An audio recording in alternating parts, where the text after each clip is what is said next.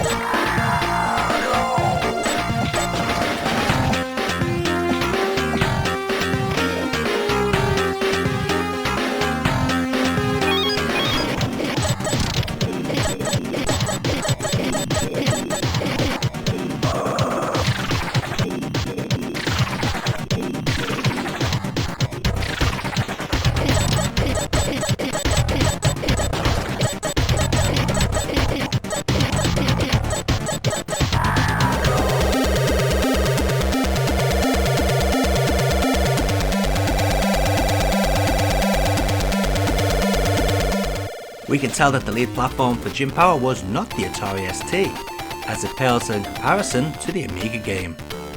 Gone are most of the parallax layers. Gone is the cool music combined with the sound effects and speech, and gone is the smooth scrolling. Yep, the ST port is lacking in every area compared to the Amiga original. Then you have to add in the slowdown and the horrible blue effect during flying boss battles. Really make this the less appealing of the 16-bit home computer versions.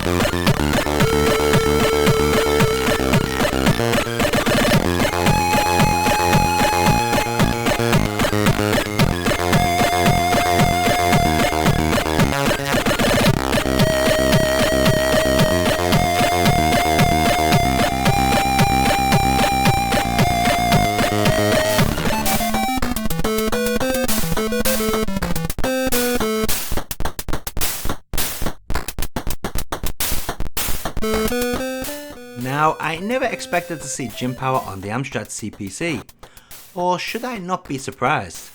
After all, the French loved the CPC and L'Oreal was a French developer.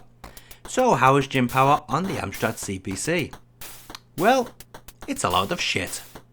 No, seriously, it really is. The controls are awful. On certain platforms, the character refuses to jump. It's totally random at times. Then there's the restart points when you die. In the original game, it sends you back a little, but in this, it sends you miles back, making any progress more of a chore than anything else. While it's cool that Jim Power came out on the Amstrad CPC, it's not cool to actually play it.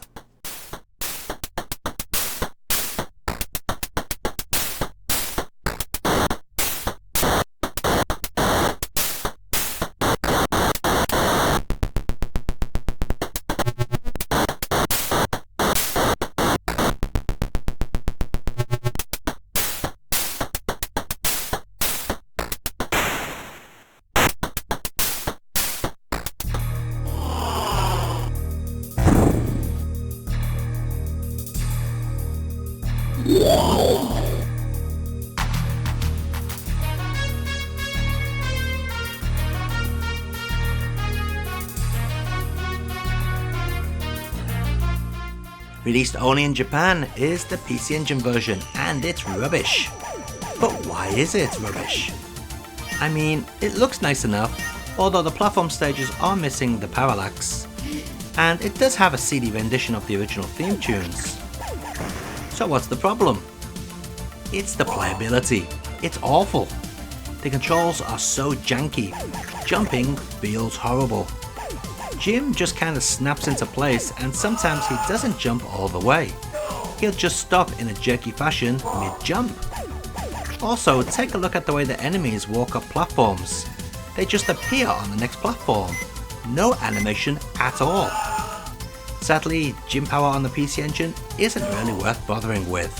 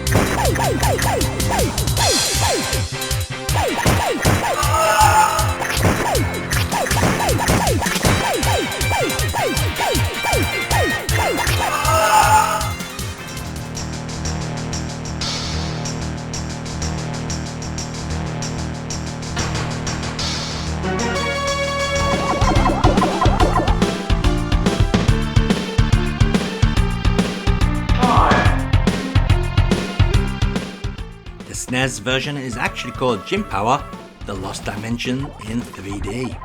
But before that, it was going to be a Buck Rogers game. There's a ROM of that prototype online. It's pretty much the same as the release game, minus the crazy scrolling on the side platform stages. The release game is basically the same as the original, but now with newer sections bolted on. As you can see, Jim's design has also changed somewhat, although his abilities remain the same. A major bonus are the controls. They now feel much more fluent than the previous games. Just as well because this game is also much tougher than the original. Maybe too tough. The overhead Contra Spirit style stages are a real pain in the ass. They are too difficult.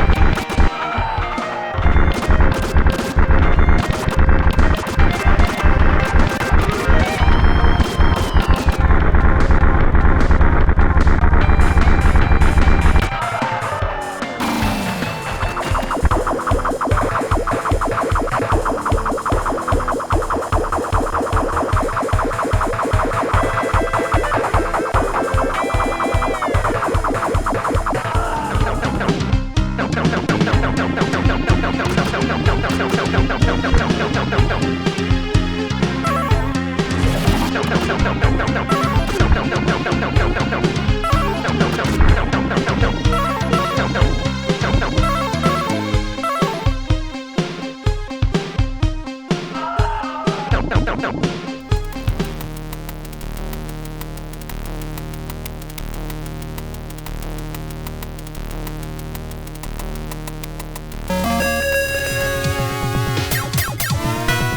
The Microsoft DOS port is pretty much the same as the SNES version, but not quite as smooth and sounding worse.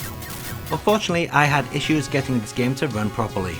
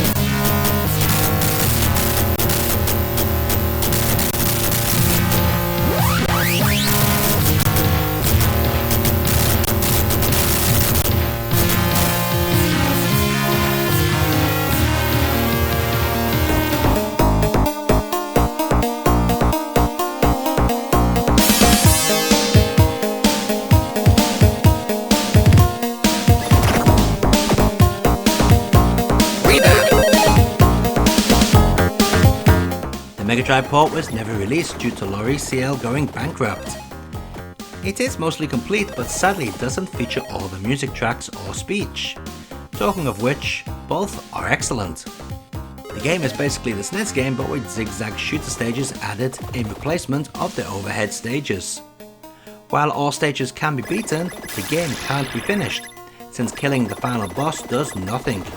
You just have to wait until the timer runs out and all your lives have been lost.